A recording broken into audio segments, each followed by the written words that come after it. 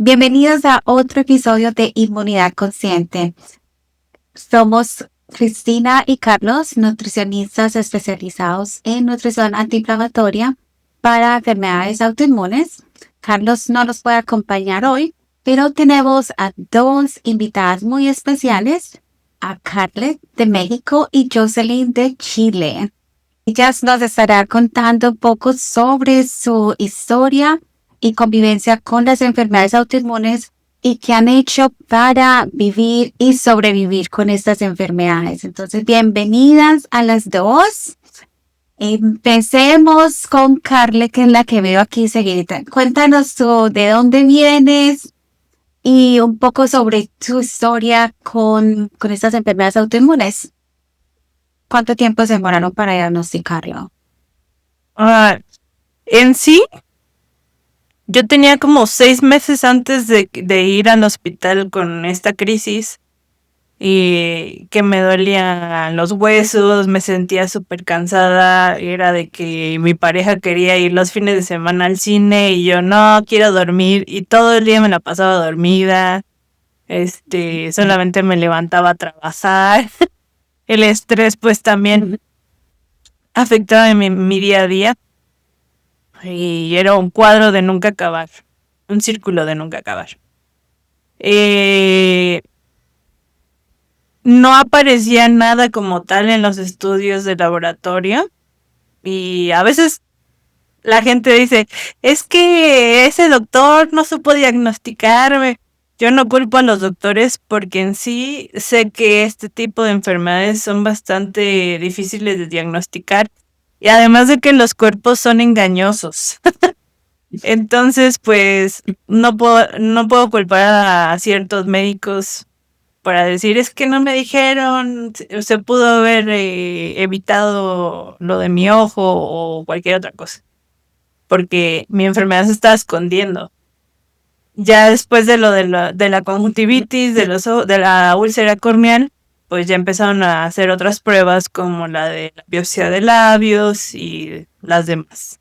Aquí también tenemos a Jocelyn Espinosa. Ella nos acompaña desde Chile. Así que, Josie, cuéntanos cómo fue tu historia con estas enfermedades autoinmunes. Bueno, me diagnosticaron cuando tenía 30 años, hoy tengo casi 39 y nunca me diagnosticaron la enfermedad cuando era muy niña. Siempre tuve problemas con las conjuntivitis severas cuando era muy chica, mucho dolor articular, fatiga, y todo eso pasó durante mi niñez. Pero me diagnosticaron recién a los 30 años.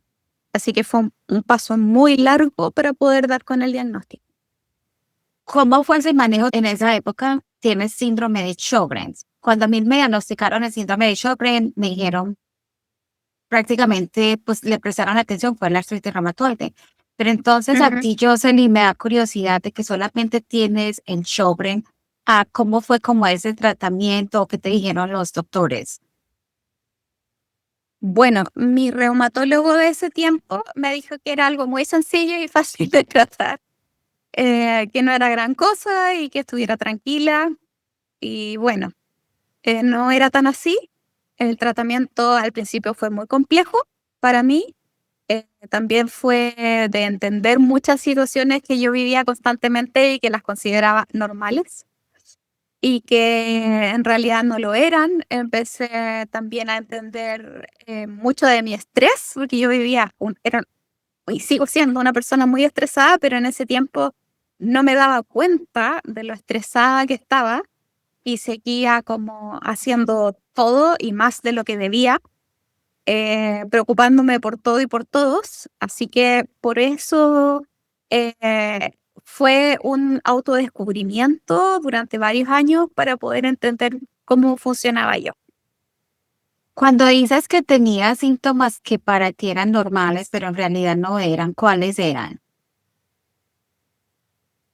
Em, por ejemplo, problemas gastrointestinales, sequedad ocular, se me secaba la boca, tenía muchas caries y dolor articular, mucho siempre. Wow, entonces tengo entendido, Carly, que tú presentaste síntomas muy similares, especialmente gastrointestinales, como cuéntanos un poco sobre eso. Desde niña he tenido problemas, pero todo lo atribuía a el estrés, a que era muy nerviosa. También padecía mucha dermatitis como tal. Y cada invierno me daban enfermedades respiratorias, pero como tal, ojo seco, boca seca, no padecía de niña ni antes de. Fue como que explotó todo y sí, se sabe bien que es Sjögren. Wow, mira que para los que no nos están viendo en YouTube, nos están escuchando en Spotify, Carly, ella de hecho tiene gafas oscuras, como de sol, ¿cierto? Entonces, a ella, no, yo entiendo que no se te presentó como el típico ojo seco, pero cuando te afectó el ojo, realmente te afectó la visión.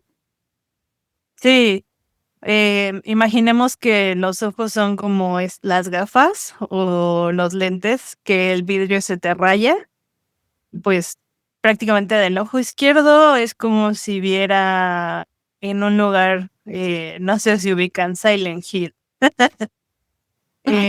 con mucha neblina, no se ve mucho. Y del ojo derecho, el que no está tan afectado, pues es como si tuviera una pequeña rayadura. Ahí es cuando me pregunto, no, si es que sobre, cierto, estas enfermedades autoinmunes son muy simples, pero mira, eso cómo te ha afectado a ti como la forma personal, y lo mismo le voy a preguntar a Josie, como desde el punto personal o profesional, siendo ustedes dos tan jóvenes, cómo se ha afectado pues como al vivir con esas enfermedades. Pues yo simplemente dejé de trabajar porque yo estudié administración de empresas. Prácticamente todo el trabajo que se debe hacer por mi carrera sería en computadora.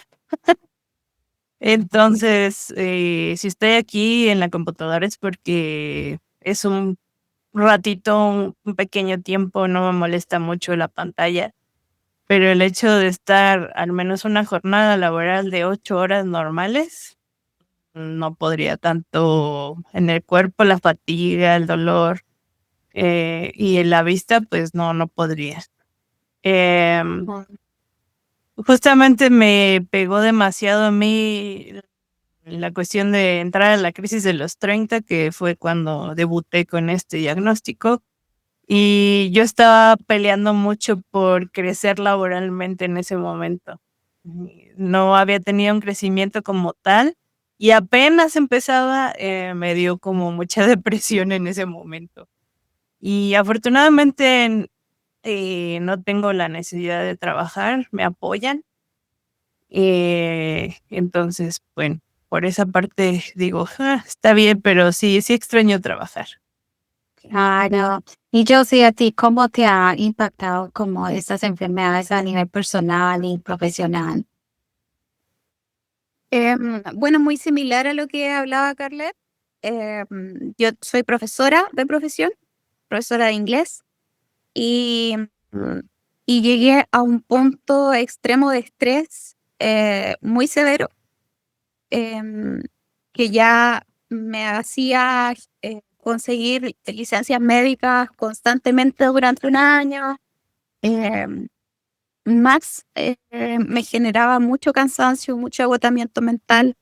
em, y por esa razón decidí hacer un lado un poco el tema de la educación y dedicarme a un emprendimiento personal. Y a eso me he dedicado. Hago sí clases muy poquito tiempo a la semana, pero lo demás hago un trabajo a mi ritmo, más lento, más pausado. Si quiero un día lo hago, si quiero al otro no. Así que eso me ha generado mucha más calma y tranquilidad, y eso ha hecho que mi salud haya mejorado mucho. Ay, qué bueno. Seguramente debería contratarte para que le enseñes español a mi nené. Mi pequeño gringo no habla español. Pero que, bueno, siguiendo, qué conversaciones tan chéveres. Ni he seguido la gira. Am, ¿Cuáles son? Creo que esa pregunta a nosotros nos gusta mucho hacerla, Carlos y yo, aunque es difícil vivir con esas enfermedades crónicas, autoinmunes e invisibles. am, ¿Cuáles son las lecciones de vida que has aprendido viviendo con esas enfermedades? Carly. Sí, levanta la mano. Ay, el gallo. Yo era muy impaciente en el sentido que quería todo rápido, todo rápido, todo rápido.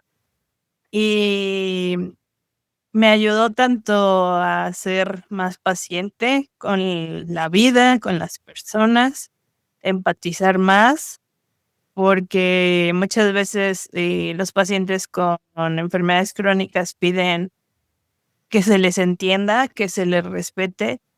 Y nosotros de este lado también necesitamos entender que las otras personas pues no muchas veces entienden o no conocen los temas porque nunca los han vivido. Y también empatizar con los médicos, lo mismo que decía al principio, que siempre estamos enojados de ¿por qué no me diagnosticaron ese maldito doctor? No, somos humanos al final. Qué bonito. Y yo sí, tú, ¿qué has aprendido? Puedo decir que mucho de lo que Carlet ha dicho también, tomarme la vida con más calma, ser más presente. Antes también vivía como arriba on the ball, siempre arriba de la pelota, haciendo millones de cosas, todo para ayer. Y sí, eso te pasa la cuenta, eso activa más tu enfermedad. Así que hay que empezar a aprender a bajar la intensidad. Oye, yo sí, y yo tengo entendido, te he visto en Instagram como Sjogren's Chile, y me pregunto si esta es una comunidad y por qué la creaste. Es una organización muy informal que organicé desde un inicio porque en Chile no había nada hace 8 años atrás acerca de Sjögren. Nadie sabía lo que era, ni siquiera así personas que trabajaban en la salud no sabían de qué se trataba. Entonces me enfoqué en averiguar en otros países acerca de esto. Dentro de eso encontré a Cristina, te encontré a ti, y había muy poquito. Sjögren bajo la capa de España, A&R Chronics, que también es de España, y así otros grupos de Inglaterra, Estados Unidos, Sjögren's Foundation, y eso. Entonces, como no había información, dije, ya, voy a empezar a publicar yo, empezar a averiguar, conseguí varias lives con diferentes personas, pacientes, gente del área de la salud, etcétera. Y con eso pude empezar a abrir un poco el mundo del Sjögren acá en Chile, y terminé llamándolo Sjögren.cl. Y ha sido algo que ha beneficiado, creo yo, a varios pacientes em, que sabían que tenían Sjögren, pero no sabía qué significaba. Muchas de ellas se daban cuenta de que, oye, a mí también me pasa, yo no sabía que era parte de la enfermedad, etcétera. Están muy contentas y agradecidas por el hecho em, de que se hable de la enfermedad también, de las cosas, las posibilidades que genera la enfermedad, lo importante que es educarse con respecto a ella. Así que ese es como el objetivo de por qué armé Sjögren.cl y de por qué ha ayudado a las pacientes, no solamente en Chile, sino que pacientes de toda Latinoamérica también. Sí, a mí me encanta tu página. Yo me conecto con con Harry también en Chopin's Gal, cuando se nos animan a postear. Algo que Carlos y yo hemos tenido mucha curiosidad es que, y uno de los propósitos de entrevistar personas de varios países es como que nos cuenten un poquito de cómo funcionan los sistemas de salud, como el acceso a, a especialistas. Por ejemplo, en Canadá, aunque todo el mundo piensa pues que aquí tenemos acceso a salud universal, sí la tenemos, pero es limitado, ¿cierto? Nosotros nos asignan un médico familiar. Este médico familiar es el que nos da pues como todas las consultas hacia otros especialistas y prácticamente para uno pedir segundas opiniones es muy difícil. Es algo que es pues como distinto, digamos, en Estados Unidos, donde pues es como seguro, es privado y de pronto la gente va a tener un poco más de acceso a otros profesionales. Aquí en Canadá, de hecho, yo pienso que eso es limitado. Incluso a mí me dio mucha dificultad como salirme de un reumatólogo que llevaba con él como 10 años y yo pedí segundas opiniones, me decían que no podía, y eso me pareció muy frustrante, ¿cierto? Porque igual todos los profesionales, como dice Carly, yo creo que nos fue contar una historia de eso, de que los médicos, digamos, tienen experiencias diferentes y por qué no tener una segunda opinión. Entonces, me gustaría saber un poco cómo es un poquito el sistema allá en México y luego en Chile. El sistema de salud de gobierno es más o menos parecido allá, pero más deplorable. Sí, y últimamente en este año todavía más. También tienes tu médico familiar que te escucha tus problemas. Es como un psicólogo, te deriva al especialista. Pero a veces, muchas ocasiones, ese médico familiar, te pongo un ejemplo, le comentas, es que me duele la cabeza. Ah, bueno, paracetamol. No, es que me sigue doliendo. Ah, bueno, ketorolaco. No, es que me sigue doliendo. Ya está raro. Bueno, te voy a mandar a, no sé, reumatología, ¿no? Y es como de, ¿qué tiene que ver con mi dolor de cabeza? Tendría que ser un neuro, ¿cierto? Es un ejemplo, no estoy diciendo tonterías, quizá. Entonces, ese médico familiar no conoce del todo, son conocimientos básicos los que tiene. Si tienes un resfrío, si tienes alguna lesión, que si tienes honguito en el pie, te manda la pomada. Sí, son como necesidades muy básicas. Ese mismo médico también cuando te manda a reumatología y en reumatología te dice, bueno, en mi caso, me manda una receta de los medicamentos para todo un año y mes con mes tengo que ir con ese médico familiar para que me dé mis recetas, ir a farmacia que no tiene medicamentos. Y por eso te digo, ahorita está muy feo la situación, tanto que no hay medicamentos como que le dices, oye, mándame al oftalmólogo, mándame reumatología. No, no hay médico, no hay médico. Me frustra Sí, eso. pero sí ves, o sea, y yo pienso que es lo que nosotros también tenemos como que resaltar. Entonces, bueno, si tenemos enfermedades, tenemos pues como estamos despertando pues como decir awareness y queremos concientizar, pero si no tenemos acceso a medicamentos, no tenemos acceso a los médicos, a los especialistas, quedamos estancados. Am, ¿Cómo es el sistema allá en Chile, Josie? Acá en Chile, mira, yo no puedo quejarme del sistema en Chile porque existe las dos posibilidades, el sistema particular, privado, y el sistema público. Para las enfermedades autoinmunes existe un programa que se llama GES, y ese programa hay una lista de enfermedades que las apoya totalmente el Estado, por lo tanto reciben medicamentos, atención, todo lo que necesitan esas enfermedades lo reciben de manera gratuita. Bueno, pagamos impuestos, pero lo reciben de manera gratuita. En este caso de las enfermedades autoinmunes es el lupus y también la artritis reumatoide.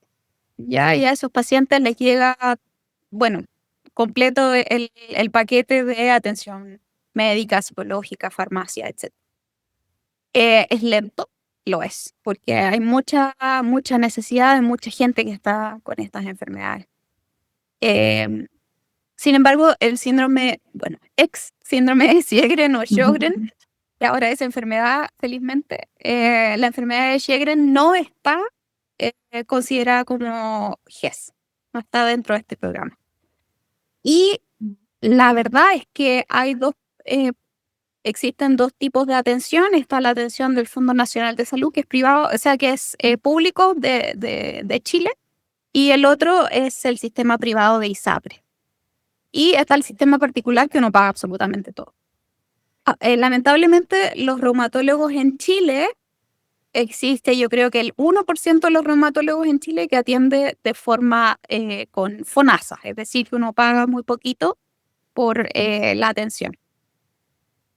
Pero el 99% de los reumatólogos en Chile atiende de manera particular privada. Entonces estamos hablando de en dólares estamos hablando de entre 70 y 90 dólares la consulta privada. Sí. Por lo tanto, el acceso a reumatología es limitado. Para una persona con Sjögren tiene que pagar absolutamente todo. Conseguir ahora a un reumatólogo a través del sistema público es prácticamente imposible. Entonces, hay que hacerlo todo particular. Y los medicamentos también particular. Todo es absolutamente particular para un paciente con Sjögren. Así que es bastante caro y complicado. Sí, sí. Wow. Yo creo, les quería preguntar, sí, antes de ir como a las preguntas que son pues como un poquito más positivas, ¿hay alguna asociación de pacientes o una organización allá en sus países como respectivos que ustedes les recomiendan o les han servido a ustedes como pacientes? En Chile Yo está paciente reuma, que también ahí está como una asociación en que se unen todas las enfermedades autoinmunes, se unen en esa organización. Yo estuve participando con ellos un tiempo y sí, hacen como seminarios online en que se juntan, invitan médicos, etcétera. Entonces, ellos han ayudado harto a visibilizar el tema de la reumatología en Chile. Qué chévere. Y en México, Carly. como tal no ubico ninguna de Sjögren. De lupus sí. Sí, hay bastantes. En cada provincia, por así decirlo. Es tan curioso porque el lupus es menos frecuente que el Sjögren. O sea, el Sjögren es más frecuente, pero me imagino pues es en las complicaciones pues que pueden ser muy agresivas. Sí, el Sjögren, digamos que es como más, vamos a decirlo, no hay tantas muertes repentinas. Sí, sí, es verdad. O sea, el lupus tiene esa complicación, ¿cierto? Que el que tiene el lupus sistémico tiene ese riesgo de la nefritis, lúpica, ¿cierto? Y de mortalidad pues temprana. Entonces, sí, ahí vemos, pero entendemos por qué las prioridades. Pero igual el hecho de que sea una enfermedad pues que se presenta de manera tan despaciosa también lo hace muy frustrante porque poco a poco va deteriorando la calidad de vida, pues como lo que sucede con las personas con Sjögren. Es como cada rato como quitándoles un pedacito de vida, pero despacio, es casi como una muerte lenta, pues. Pues sí siento yo que es el Sjögren. Pero en fin, para hablar un poquito más como de los consejos que le podríamos dar a los pacientes, especialmente a los que han sido recién diagnosticados, ¿ustedes qué les diría? Empezando por Carly. Yo siempre les recomiendo la terapia psicológica. Si no tienen dentro de las posibilidades, que ya en realidad hay muchas posibilidades gratuitas, escribir un diario. Escribir, escribir, escribir. Y no en digital, en hoja y papel. Escribir ahí todo, porque cuando recién uno empieza, se frustra, odia a todo el mundo, se deprime, tienes dudas, no sé, es como que te cae un balde de agua fría en el cual no sabes ni qué hacer. Sí, y sabes que es lo bueno del diario, Carly, que más adelante cuando te sientes mejor, ¿cierto? Porque siempre hay pues como esa luz al final del túnel y como que lees esas entradas de cuando estabas súper mal y dices, bueno, sí es posible sentirme mejor. Así lo veo yo también como un ejercicio de como descubrimiento, de autodescubrimiento. Claro, Y yo sí, tú. Lo mismo que Carlet, la terapia psicológica es una de las cosas más relevantes que puede hacer un paciente y una persona que no esté enferma también. Creo que es importante hacer educación de la psicología, de nuestras emociones, de cómo manejarlas y todo eso es muy, muy relevante. Y otra cosa es el vivir más lento, el meditar, el reconocer que no somos superpoderosas siempre y digamos como tener, como doblarse ante ¿cómo decirlo? Como ser débiles. Eso también reconocerlo, que es parte de nosotros. No siempre podemos ser superhéroes ni superheroínas, sino que también hay que reconocer la debilidad que uno tiene y aceptarla como tal. Y bueno, mejorar la alimentación y hacer ejercicio. Eso es súper importante. Sabes que ahí el tema me parece muy interesante eso porque a mí personalmente no me gusta mucho hablar de, I'm a patient warrior o soy un guerrero. Pero es que hay veces que yo no quiero pelear. yo, yo quiero como descansar y a ver, me recupero como de este brote y no quiero pelear. Entonces yo pienso que reconocer también esas debilidades son importantes. Bueno, ¿tiene alguna cita inspiradora para los pacientes? De pronto, algo como que sea tu moto, como que digas, esto es lo que me levanta todos los días y me digo yo a mí misma, esto me ayuda a seguir adelante. Y la difícil. meditación. Empecemos con Carles. Qué difícil pregunta. Ah, es algo muy tonto, quizá, pero verte en el espejo y decir, estoy bien, estoy bien, estoy bien, estoy bien", engañarte a tú misma.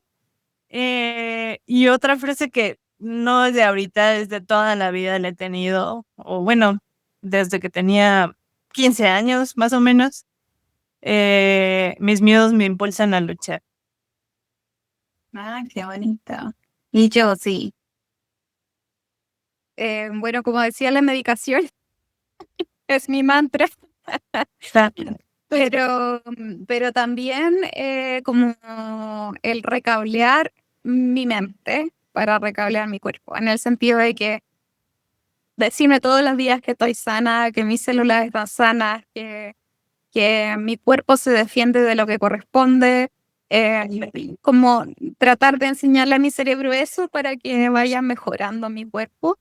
Y también de mantener la calma, eso es lo más importante, tratar de mantener la calma porque yo sé que si me altero, si me estreso, si me preocupo mucho, mi cuerpo va al tiro, inmediatamente a reconocer eso y va a despertar un brote. Así que por eso es importante recablear el cerebro en ese sentido. Qué chévere. ¿Ustedes han leído un libro o han visto alguna película o I don't know, o han visitado algún lugar que los haya inspirado últimamente? Así nos ha inspirado ahora.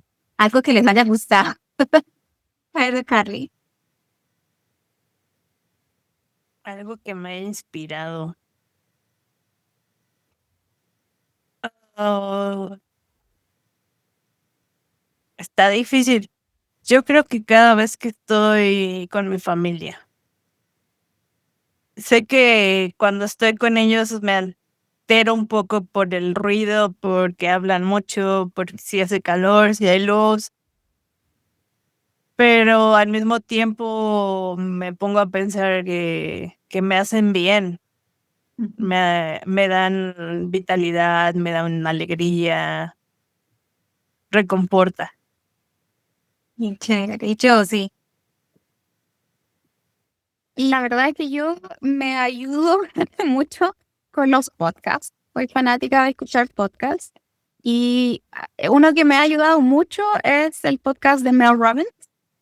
Eh, Ella me encanta cómo dice las cosas como tan directamente. Hay muchos de los invitados que son profesionales de distintas áreas. Es muy interesante escucharlo. Así que es algo que escucho todas las semanas. Y eso me ha ayudado bastante estos años. Qué chévere. Hay algo para que es como ya lo último para que cerremos el episodio y ¿qué significa para ustedes vivir bien y prosperar con una enfermedad autoinmune? Harley. Em, Como digamos que prácticamente año con año me han aumentado ciertas cosas de mi cuerpo. eh, para mí prosperar es estar estable, Ujú. no tener que acudir a urgencias. Sí. Sí, sí, recuerdo. ¿Qué tal, Josie? Sí, yo creo que Carlet dice todo como lo que yo también vivo. Entonces, sí, el hecho de no tener que sufrir de algún dolor que me inhabilite para hacer cosas, eso ya es muy bueno. Que no amanezca con fatiga es muy bueno. Em, que pueda comer bien, que no me atore, que no me provoque molestias en el estómago, ya es todo eso lo aprecio y lo valoro. Entonces, quizá poner la atención en valorar esas pequeñas cosas, que cuando estamos enfermas ahí ya uno se acuerda de lo bien que se sentía antes. Entonces, es muy importante agradecer cada uno de esos buenos momentos. Qué bonito.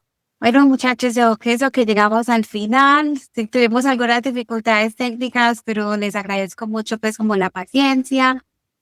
Es muy importante como reconocer y dar a visualizar, pues, como las voces de otros países. Y esa es la intención de nuestro podcast, es unirnos como comunidad para aprender a vivir mejor y a tener esa empatía que decía Carlet, ¿cierto? Porque nosotros también debemos a mí me gusta mucho lo que dijiste acerca de comprender de que, digamos, una persona sana realmente no sabe lo que nosotros estamos pasando. Y entonces nosotros nos enojamos con ellos y hasta con los médicos, pero realmente no lo entienden. Entonces también como tener la paciencia y muchas gracias a ti, Josie, pues como por mostrarnos como ese lado positivo y esas iniciativas que tuviste ya en Chile para conectarte con otros pacientes con el Sjögren. Si hay algo que a usted les gustaría pues decir para terminar el episodio, esta es su oportunidad. Bueno, me gustaría decir lo mismo que tú decías. Yo tampoco soy partidaria de, ay, soy una guerrera. No, ya hay suficiente guerra en el mundo como para nosotros mismos andar peleando con nuestro cuerpo. Ujú. Así que paz y amor. ¿Ah? Sí. Sí, la verdad es que primero agradecerte, Cristina, porque uno por la invitación y segundo porque fuiste una de las primeras personas que con las que pude hablar, con las que pude compartir, de la que pude aprender muchas cosas cuando estaba recién diagnosticada. Y eso yo siempre voy a estar muy agradecida del contenido que tú compartes, lo que compartiste en ese minuto justo cuando lo necesitaba. Así que como recomendación para los pacientes es siempre buscar apoyo en personas que ya están viviendo lo que a uno le diagnosticaron. Buscar personas que ya vivan con esto y que nos puedan dar una lucecita de esperanza, porque como decía Carlet, cuando a uno lo diagnostican es como casi el fin del mundo, pero uno puede estar bien siempre y cuando haga caso a los médicos, siempre y cuando uno tenga una mente abierta a cambiar un estilo de vida que llevaba antes. Y lo que yo le diría a los pacientes es que el cuerpo nunca se equivoca. En el fondo siempre nos va diciendo qué es lo que tenemos que hacer, qué es lo que no está bien y confiar en eso y hacer los cambios necesarios para poder estar mejor dentro de la enfermedad. Así que nada, mucho ánimo, mucha fuerza a todas. Y claro, no sigamos peleando contra la enfermedad porque eso genera más estrés aún. No, este episodio estuvo muy, muy bueno. Soy muy contenta de que me acompañaron en este podcast. A todos ustedes, a la audiencia, los invito a que nos escuchen, a que nos sigan en nuestras redes. En Instagram estamos como @inmunidad consciente, lo mismo en YouTube, en Spotify, en iVoox. Entonces, entre más nos apoyen, entre más comparten, más vamos a ampliar nuestras voces y también ampliar pues como ese sentimiento de solidaridad que tanto compartimos hoy en este episodio. Así que muchas gracias, muchachas. Que tengan un fantástico día. Muchas gracias, Cristina. Gracias. Gracias. Un abrazo. Chao. Un abrazo.